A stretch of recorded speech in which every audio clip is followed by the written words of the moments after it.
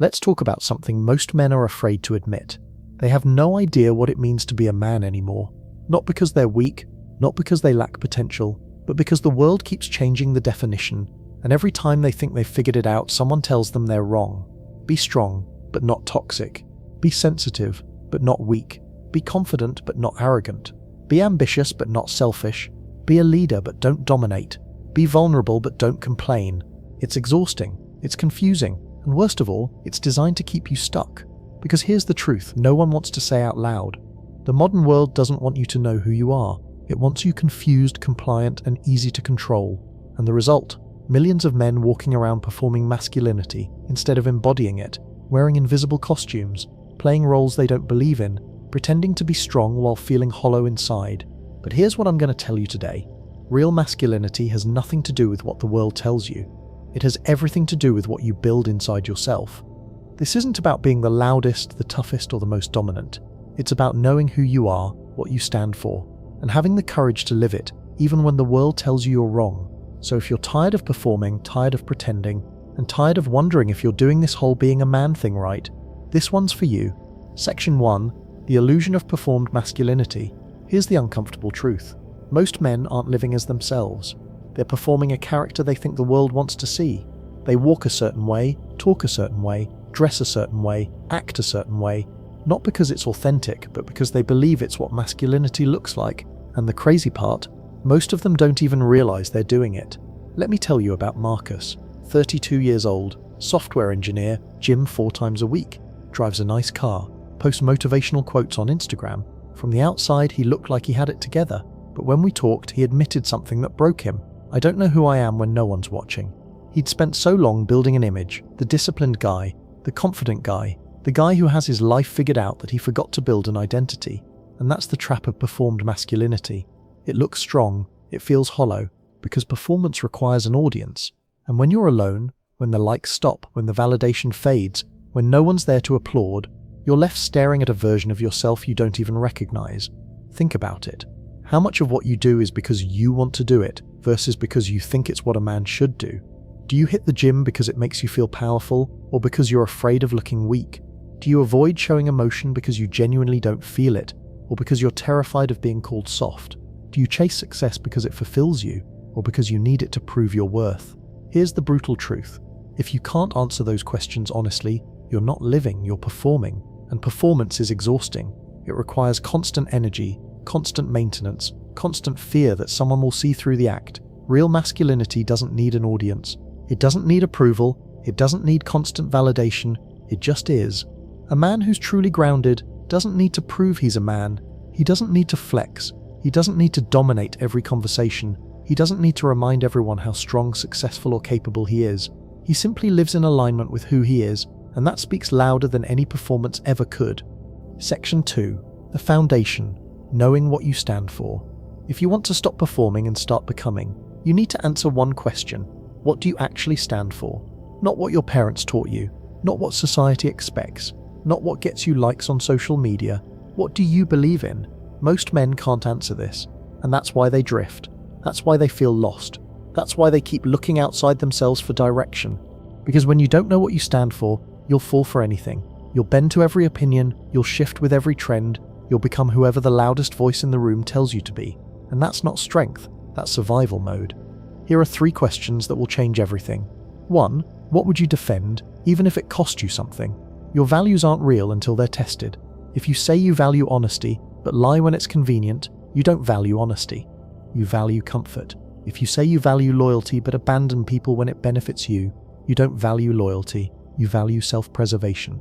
Real values are the things you'd protect even when it hurts, even when it's inconvenient, even when it costs you relationships, opportunities, or approval. 2. What do you refuse to compromise on no matter the pressure? Boundaries define you. If you bend on everything, you stand for nothing. A man without boundaries is a man without identity. He's whoever the situation demands him to be. He's whoever keeps the peace. He's whoever avoids conflict. But a man with clear boundaries, he's unmovable, not stubborn, grounded, not rigid, principled. 3. What kind of man do you want to be when no one's watching? This is the real test, because who you are in private is who you actually are. It's easy to be disciplined when people are watching. It's easy to be kind when it benefits you. It's easy to be honest when there's no consequence for lying. But what about when no one's looking? What about when you could cut corners and no one would know? What about when you could take the easy path and no one would judge you? The man you are in those moments, that's your real character. When you know what you stand for, everything changes. You stop seeking approval because you've already approved yourself. You stop bending to keep the peace because your peace comes from integrity. You stop performing because you're too busy living. A man who knows what he stands for doesn't need to prove it. His life demonstrates it. Section 3, responsibility, the weight that makes you strong. Here's a truth most men avoid. You are not responsible for everything that happens to you, but you are responsible for everything you do about it. This is the line that separates boys from men. A boy blames, a man builds. A boy says, "It's not my fault." A man says, "It's my responsibility." Let me be clear. I'm not saying your struggles are your fault. Trauma isn't your fault. A bad childhood isn't your fault. Bad luck isn't your fault. Being dealt a terrible hand in life isn't your fault. But your response? That's 100% on you. And I know that's hard to hear. I know it feels unfair. I know it sounds like I'm dismissing your pain. But I'm not. I'm giving you the key to freedom. Because as long as you blame external circumstances for your internal state, you're powerless. You're waiting for the world to change before you can move forward. You're waiting for an apology. You're waiting for justice. You're waiting for someone else to fix what they broke. And you might be waiting forever. I watched this shift happen with a guy named Tyler, 29 years old, spent years blaming his parents for his anxiety, his lack of confidence, his failed relationships. And you know what? He was right. His parents did mess him up. They were emotionally unavailable. They were critical. They didn't give him the foundation he needed. But here's what changed everything for him. He realized that being right didn't make him free. He could spend the rest of his life being right about why he struggled, or he could take responsibility for fixing it. He chose the latter. He went to therapy. He built discipline. He faced his fears. He stopped waiting for an apology that would never come, and started building the man he wished his father had been. And within a year, everything shifted, not because his past changed, but because he stopped letting it define his future. Here's the paradox. Taking responsibility for things that aren't your fault is the most liberating thing you'll ever do. Because the moment you take responsibility, you take back your power. You're no longer a victim of your circumstances. You're the architect of your life. You're no longer waiting for someone else to save you. You're saving yourself. Responsibility is the heaviest weight you'll ever carry. It's also the one that makes you unbreakable. Section 4. The courage to stop hiding. Most men spend their entire lives hiding, not physically, but emotionally, mentally, spiritually. They hide their ambitions because they're afraid of failure. They hide their opinions because they're afraid of judgment. They hide their true selves because they're afraid of rejection. And the result? A life that feels safe but empty. I'm not talking about oversharing or being reckless. I'm talking about this. Stop pretending to be harmless when you're capable of being powerful. Stop shrinking your voice to keep the peace. Stop dimming your ambition to make others comfortable. Stop hiding who you are because you're afraid of what people will think. There's a difference between being humble and being invisible. Humility is quiet confidence. Invisibility is fear disguised as politeness. I watched a guy named Ryan do this. 37 years old, spent his entire life being the nice guy. Never rocked the boat, never disagreed, never stood his ground. He thought being agreeable made him likable, but all it did was make him forgettable. Then one day, he decided to stop hiding. He started speaking his mind at work. He started setting boundaries in his relationships. He started pursuing goals that mattered to him, not goals that impressed others, and something incredible happened. The people who stayed respected him more. The people who left, they were never his people to begin with. New friendships formed with people who valued authenticity. Opportunities opened up because he was no longer invisible. A man who stops hiding doesn't become loud. He becomes clear. He doesn't need to prove himself because he's no longer performing. He doesn't need constant validation because he's validated himself. He doesn't need to dominate conversations to be heard because when he speaks, people listen. When you stop hiding, you become the kind of man who doesn't just survive the world. You shape it. You stop asking for permission. You stop waiting for approval. You stop apologizing for taking up space. And here's what most men don't realize. The world doesn't punish authenticity. It punishes inauthenticity disguised as strength. People can smell fake confidence from a mile away. They can sense when you're performing. They can feel when you're hiding.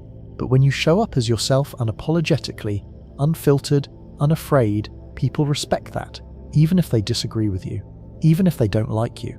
Because authenticity is rare, and rare things are valuable. Section 5. The man who stands alone. I watched this transformation happen with a guy named Alex, 26 years old, spent his entire life seeking validation from his parents, his friends, his girlfriends. He was a chameleon, constantly adapting his personality to fit in, to be liked, to avoid conflict. He was a good guy, but he was also a hollow guy. His identity was a patchwork quilt of other people's expectations. Then one day, after a brutal breakup, something clicked. He told me, "I'm done asking for permission to be myself." He started making decisions based on his values, not other people's opinions. He started pursuing goals that mattered to him, not goals that impressed others. He started saying no to things he didn't want to do, even if it meant disappointing people. And you know what happened? He became dangerous, not to others, but to the version of himself that used to settle for less. He became disciplined, focused, harder to distract, and impossible to shake. He started a small business, something he'd always dreamed of but never pursued because he was afraid of failure and judgment. He lost friends who couldn't handle his newfound independence, but he gained a deep respect for himself. And here's the beautiful part. When a man can stand alone, he becomes the kind of man others want to stand with. People trust him because he doesn't need them. He chooses them. Women respect him because he's complete without them. Men follow him because he's walking his own path. And that kind of conviction is magnetic. But here's the hard part. Learning to stand alone requires letting go of people who demand you stay small. Some friendships will end. Some relationships will fade. Some people will call you selfish or arrogant. They'll accuse you of changing, and they'll be right. You are changing. You're evolving beyond their comfort zone. Let them, because the alternative, spending your entire life bending to keep everyone comfortable, is a slow death of your identity. It's a life lived in quiet desperation, constantly seeking external validation that will never truly fill the void. The man who stands alone is not a lonely man. He is a free man. He is a man who has found his center, his anchor, his unwavering core. And from that place of inner strength, he can connect with others on a deeper, more authentic level. Not out of need, but out of genuine desire. Section 6, the discipline of the unseen. We live in a world obsessed with results, with outcomes, with what can be seen, measured, and posted. But real masculinity isn't built in the spotlight, it's forged in the shadows. It's the discipline of the unseen. It's the early mornings when no one is awake. It's the difficult conversations you have when it would be easier to stay silent. It's the promises you keep to yourself when no one else would know if you broke them. This is where character is built. This is where integrity is earned. This is where true strength resides. Think about David, 45 years old, successful entrepreneur, built his business from nothing. Everyone sees the penthouse, the luxury car, the thriving company. They see the results. What they don't see is the decade of 16-hour days, the countless rejections, the moments of doubt he pushed through alone, the financial risks he took when everyone told him he was crazy, the relentless self-education, the brutal self-honesty. They don't see the discipline of the unseen. And this isn't just about career success, it's about every aspect of your life. Your health, the workouts you do when you're tired, the healthy meals you prepare when fast food is easier, the sleep you prioritize when you could be scrolling, your relationships, the effort you put into listening when you'd rather talk, the forgiveness you extend when you'd rather hold a grudge, the consistent presence you offer when life gets busy, your mind, the books you read instead of mindless entertainment, the difficult thoughts you confront instead of suppressing, the skills you practice when you could be relaxing.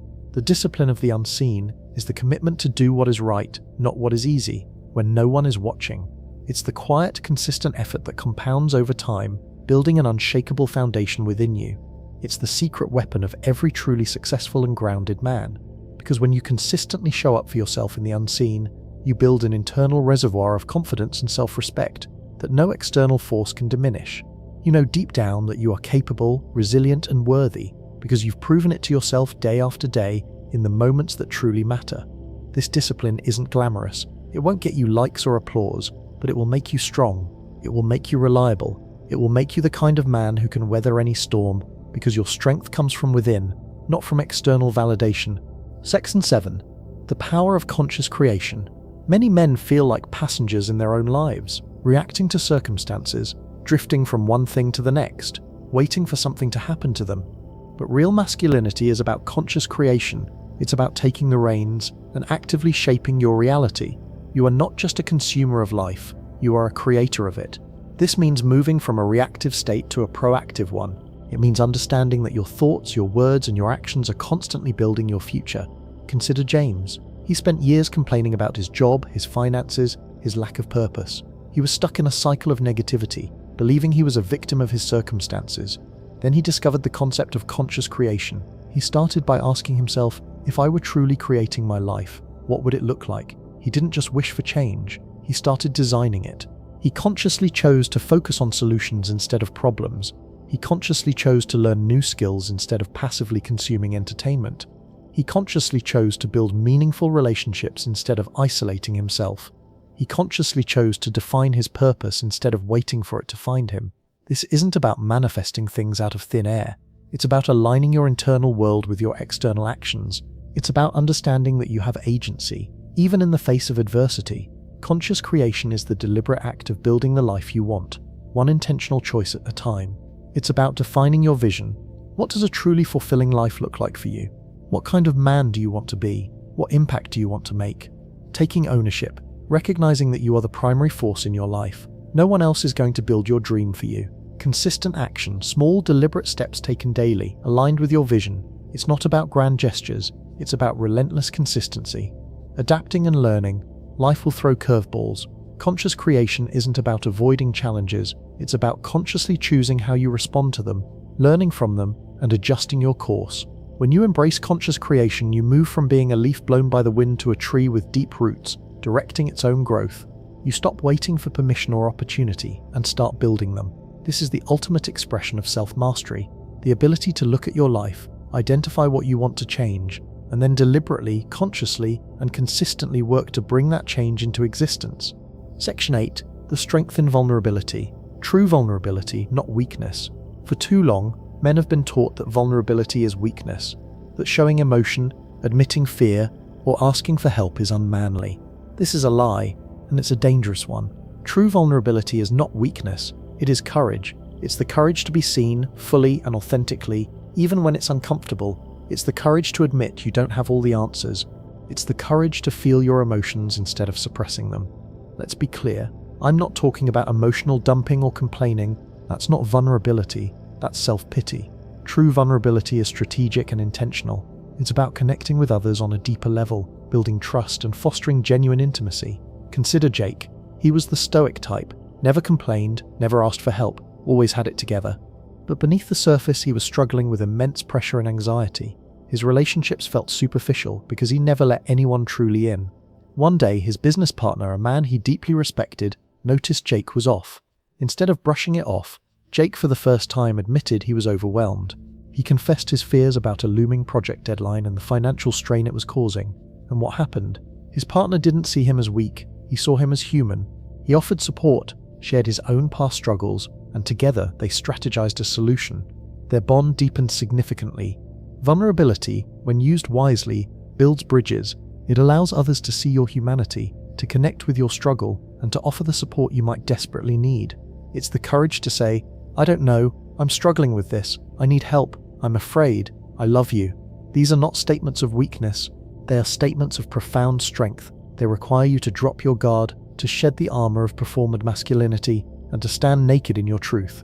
A man who can be truly vulnerable is a man who is secure in his own identity. He doesn't need to pretend to be invincible, because he knows his worth isn't tied to his perfection.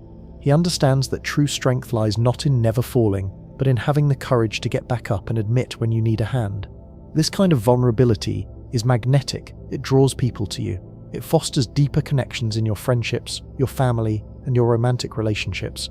It allows you to be truly seen, truly loved, and truly supported. Section 9. The legacy you build. Finally, real masculinity isn't just about who you are today.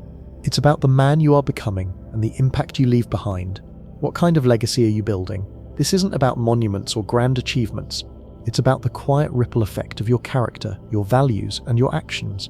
It's about the example you set for your children, your friends, your community. Are you living a life that inspires others to be better? The impact you make? Are you contributing something meaningful to the world, however small? Are you leaving things better than you found them? The wisdom you share? Are you passing on what you've learned, helping guide those who come after you? Consider Professor Thompson, a retired history teacher. He never became famous or wealthy, but ask any of his former students and they'll tell you he changed their lives. He taught them not just history, but critical thinking, integrity, and the importance of standing up for what's right. His legacy isn't in a bank account, it's in the thousands of minds he shaped. A man who thinks about his legacy lives differently. He makes choices not just for immediate gratification, but for long-term impact. He prioritizes character over convenience. He invests in people and principles, knowing that these are the true measures of a life well lived. This perspective shifts your focus from what can I get to what can I give. It moves you beyond self-interest to a broader sense of purpose. Your legacy is not something you create at the end of your life. It's something you build every single day. Every decision you make, every word you speak, every action you take, it's all contributing to the story of who you are and what you stood for. So ask yourself, when your time comes, what do you want people to say about you? What values do you want to be remembered for? What impact do you want to have had on the lives of others? This isn't about ego, it's about purpose. It's about understanding that your life has meaning beyond your own existence. It's about stepping into the role of a man who not only lives well, but also leaves a lasting positive mark on the world. Conclusion: the real work starts now. If you've made it this far, something inside you is already shifting. Being a man was never about the noise outside. It was always about the voice inside. The world will keep shouting its opinions. People will keep telling you who you should be. They'll try to define masculinity for you, often to serve their own agendas, but none of that determines your identity. What makes you a man is the strength you build when no one is watching, the decisions you make when fear is loud, the standards you hold when it's inconvenient, the courage to be vulnerable when it feels risky, the commitment to build a legacy that transcends your own life. Masculinity isn't a performance, it's not a costume, it's not a checklist, it's a commitment to grow, a commitment to carry your weight, a commitment to honor your values, a commitment to walk your own path without apologizing for it, a commitment to conscious creation, a commitment to true vulnerability, a commitment to building a legacy. So here's your challenge. Stop waiting for the perfect moment. It doesn't exist. The perfect moment is now. Stop waiting for permission. No one is going to give you permission to become yourself. You grant it to yourself. Stop waiting for someone to define you. Only you know you. Only you can forge your true identity. Step into your life. Step into your strength. Step into the version of yourself you know you're capable of being. The foundation is simple. Know your values. Live your truth. Take responsibility. Stand your ground. Stop hiding. Stand alone when necessary. Embrace the discipline of the unseen. Become a conscious creator.